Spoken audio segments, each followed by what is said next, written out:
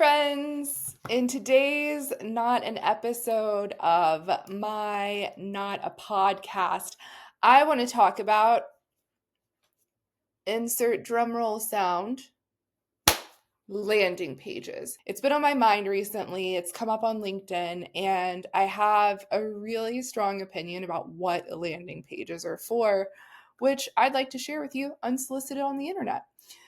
So I think a lot of times when we're demand gen marketers or performance marketers, we're thinking about our ad strategy and our CTA strategy across a variety of different touch points. And the go-to is probably a landing page, right? Whether it's a vertical landing page or a persona landing page, industry, what have you, we want to send people to a landing page. Why? Because we have the hypothesis that a landing page is a curated set of messages and CTAs within our website that will cover a broad enough swath of the messaging to engage a more top of funnel audience and get them to take a next best action, to do a thing to bring them deeper in the buyer's journey. And I think that hypothesis was probably pretty accurate. What year is it? 2024 was probably accurate like 8 years ago, but buyer behavior has changed. We've gotten savvier. We know what landing pages are for. And honestly, I don't hate a landing page as an organic destination that I'm going to get to through Google search or direct traffic to your site.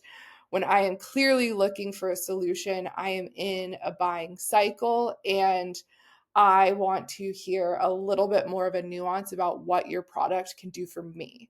That's what a landing page is for in 2024. That's my current hypothesis. So Sarah, what's our CTA now? What's the click-through URL? Well, friends, I think you're promoting content. You're promoting content that is providing a lot of value to your audience. And I specifically have been talking about this in the context of paid media. Paid media has always been disruptive, but I think in the social context now, it's extra disruptive. I don't know if it's being done worse, or we just have lower attention spans, or we're just annoyed by it. But paid media is a disruption. So if you're going to be running an ad that's disrupting my feed, I want you to provide value. And I'm a director of demand gen, so I'm one of those decision maker personas that a lot of people are throwing ads at. So when I say provide value, I'm saying specifically, I want to learn something, or even better, I want you to give me something, an actionable, well-articulated something that I can use to sell internally. And as a director of demand gen, that looks like either selling internally or actioning internally with my team, or selling with my executive team and my cross-functional peers. Because the hardest job of a champion in general, if I'm ever going to find myself in the unfortunate role of being the champion in the software procurement process again, I work very hard to make sure I don't find myself in that role, because it's not fun. I want you to make my job easy in terms of selling it and showing people how they're going to use it or how it's going to impact their day-to-day. So an example of this is creating something that, I can look at and be like, hey, y'all, this thing here, this is what I've been talking about. This is what I've been trying to make happen, or this is what I've been trying to build, or this is what I've been trying to explain. And actually, I think the people who wrote this, they might be able to help us out. And so there's a personal case study of this for me with Hockey Stack. Hockey Stack has done a phenomenal job with their LinkedIn ad strategy, specifically with their dashboard ads. They have these ads that are promoting dashboards that different executive leaders use. And I clicked on an ad. I've been in the media game for over a decade, and I clicked on an ad. Shocking. But the click paid off perfectly.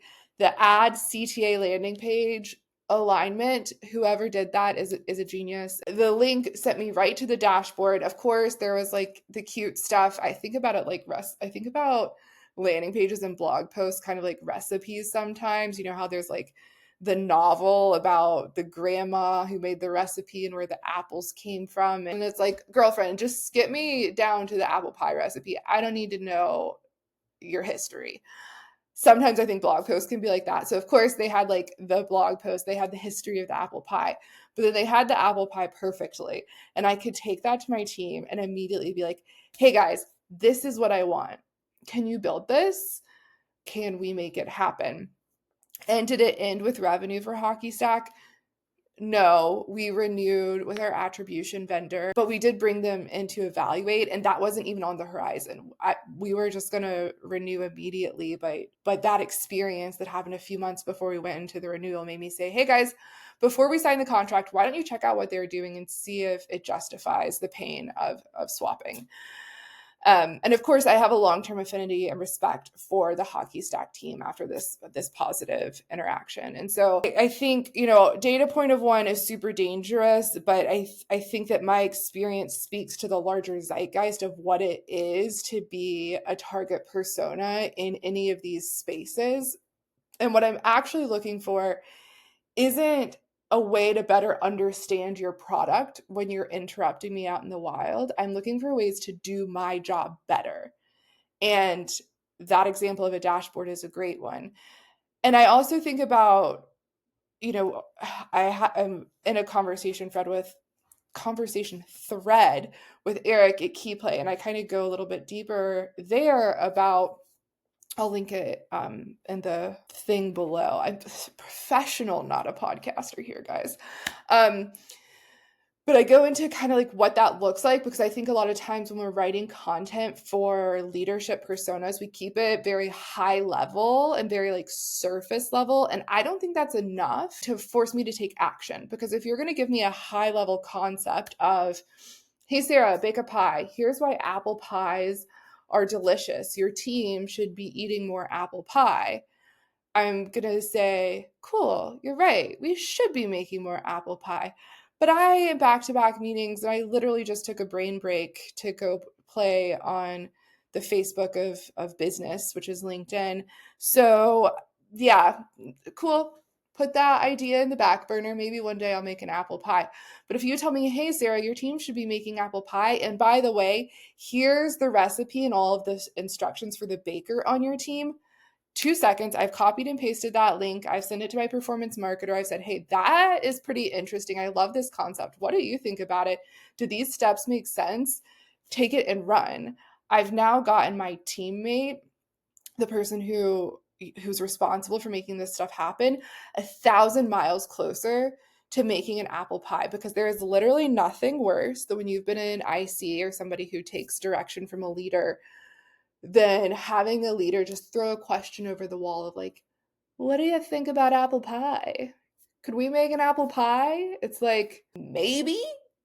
I don't know. But giving them something more specific to react to, an actual, in this context, a playbook, a recipe, that's going to make the connection point between me, the leader, and my team a lot easier, which is going to make it much more likely that me, leader, is going to take action on the concept that you've introduced. You grabbed my attention. Why not make the most out of it, right? Anyway, that's my soapbox. Jumping off of it. Who knows if I'll ever do this again. It's kind of embarrassing.